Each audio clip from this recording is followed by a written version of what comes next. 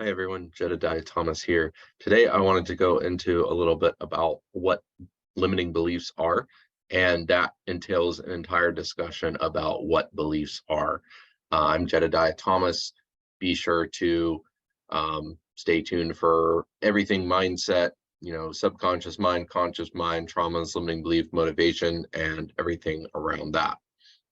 So first off, what is a belief?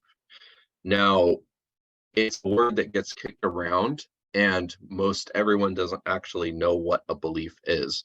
So, most of what you think are your beliefs are actually just your thoughts that arise from your beliefs. So, there is a difference between the conscious mind and the subconscious mind. The conscious mind is a lot more rational and logical, and it can come up with complex thoughts, right? So if you think of like college learning, that's all fully rational mind. The subconscious is a lot simpler, right? It's like this is this is that. Like heat is good, heat is bad, right? Or pain is good, pain is bad, right? It's very, very simple, and it can't process all of these complicated thoughts that we normally think are our beliefs.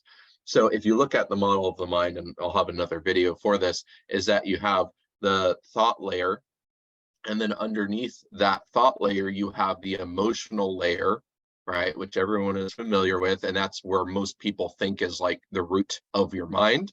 And it's actually not. There's another level below that. And that's where your beliefs are. And those are stored in your subconscious. And it's very difficult, if not impossible, to access your own subconscious, your own beliefs. And therefore, people don't actually know it exists. But you can look at it and see other people's beliefs very easily based on the things that they say and the things that they do. Now, how are beliefs formulated? So basically, the language of the subconscious is association, right? So as I was just saying, like this thing is associated with that thing, right? Pain is good, or pain is bad, or ice cream is good, right? And those are associations. But how the association is positioned is what actually creates the belief, right? So if we were to look at, um, let me see, money and happiness, right? You could have an association about money and happiness. That's not inherently a belief. It's just that one thing is correlated with another, right? So if you've heard of correlation and causation, correlation is the association between two things. That's how our subconscious works. And then causation, one causes another, is the actual belief around that, right? So you could have a belief that money causes happiness, right? That's your belief, right? It's really fundamental, um how it's structured in there. It's like zeros and ones, right? Our beliefs are coded in binary, right? They're either zeros or ones. It either exists or it doesn't exist. And I'll probably go a little more deep into that topic as well.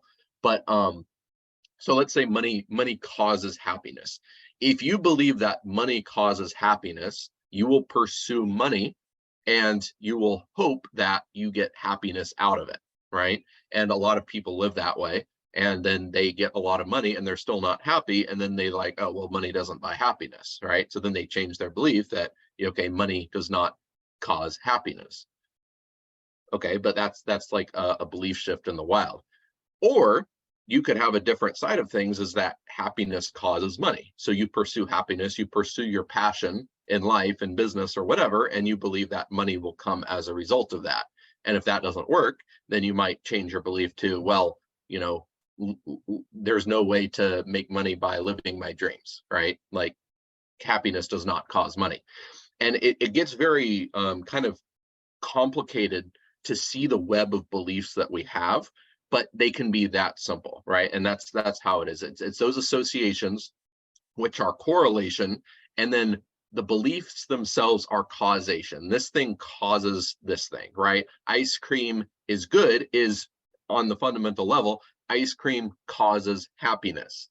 Or you could flip that and you could say happiness causes ice cream. When I'm happy, I want to eat ice cream. Therefore, there is a different belief there, right? So once you understand that, beliefs become very very much like code in a computer, right? As I said, it's binary.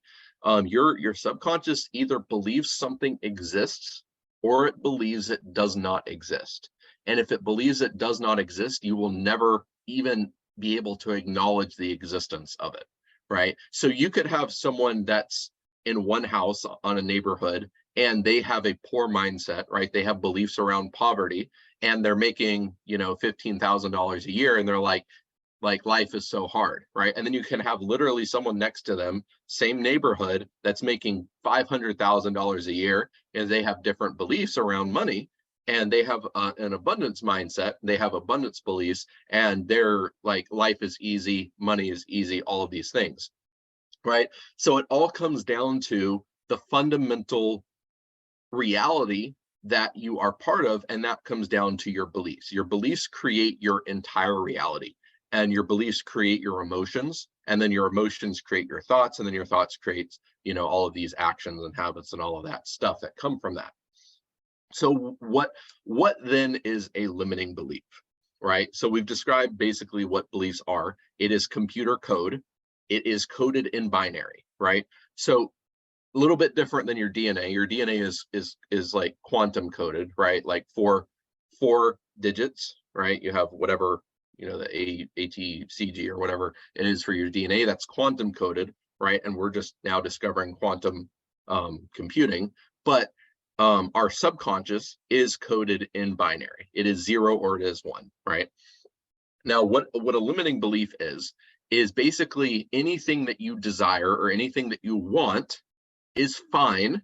You can create your reality around that desire, but any code that's at that fundamental belief level that stops you from achieving your desire is a limiting belief, right? So there is no belief that's inherently limiting. There is no belief that's inherently beneficial. It's all dependent on your desire. So your will, right, your decision making, your free will, whatever you want to call it, is actually a higher order of your being than your beliefs, right? Because you can choose what beliefs you want or don't want, and you can choose what kind of life you want or don't want. Your will is superior to basically everything, but you are also colored by your beliefs as well, right? And your will is technically outside of your mind. If you believe in the soul, or if you believe in like whatever energetic nature that we are, it is a higher order, but it's outside of the mind, but it controls all of these things, right? But your beliefs color that, right? So if you really want a smoking red Ferrari, but you believe that amount, that's impossible for you to do it, then you will over time concede to your limiting beliefs of all, like, I'll never have a smoking red Ferrari, therefore I won't even pursue it, therefore I don't want it anymore, right? So it kind of works reverse. And that's kind of how it works. There's this interplay between the higher orders of our being and the lower orders of our being, and the input with the internal and external world kind of creates our whole reality. But beliefs are the fundamental building block of the mind, and it is binary code. So my goal in the work that I do with belief shifting, which is separate from trauma shifting, is that I look at what you want, right? If you want a smoking red Ferrari, if you want, an amazing life, if you want abundance, right? That's your willpower. Even though you don't believe that you can have it, that's what you want. So, your will is superior to your beliefs, right? And then I look at your beliefs, okay?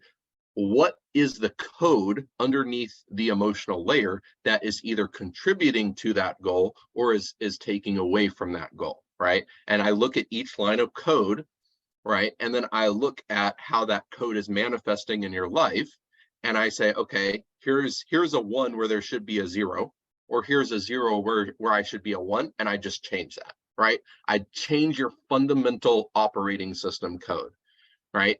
And when I change that 0 to a 1, or when I change that 1 to a 0, it doesn't go back, right? It's changed. And then, like, the first thing that will happen is, like, your mind gets blown. You're like, holy crap, like the 0 just went to a 1, and like you get like this high, right? Almost like you're on drugs, but it's a new neural pathway opening, right? And then you're like, and your mind gets blown, and you're like, and then so now that zero became a one, your brain looks at that and says, this is a new base code, and it starts to rewrite your entire reality based off of that little change, right? So you believed before it was impossible for you to make enough money to have a smoking red Ferrari. Now you believe it's possible for you to make that amount of money. Then the question is, how do I make that amount of money, right? We've gone from the impossible to the possible. That's the 0 to the 1, right? That's the binary code. It's either possible or it's impossible. It either exists or it doesn't exist. And then your brain is trying to figure out, okay, now I know it's possible. How do I do it, right? And then everything rewrites based on that. And then you figure out how to do it, right? Which would have been impossible before because your beliefs said it was impossible, right? You can't overpower your beliefs like that.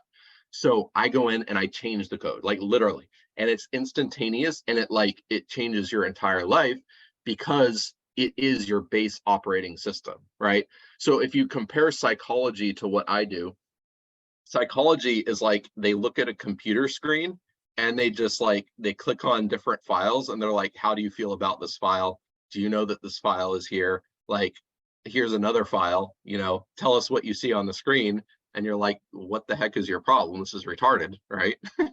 And yeah, it is. It's stupid. What I do is I go into your base operating system, and I'm just like, okay, that code needs to change, and I flip it, right? And then your whole screen, your whole reality, your entire operating system changes to accommodate that, right?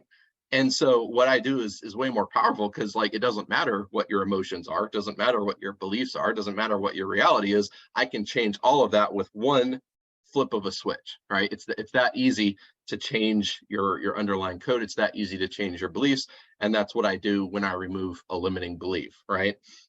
So once you have your belief shifted, you'll become a lot more empowered, a lot more capable, a lot more able to do things that were literally impossible for you before because your code just said it wasn't reality, right? But now it's a new reality, and now you can accomplish things that you couldn't before.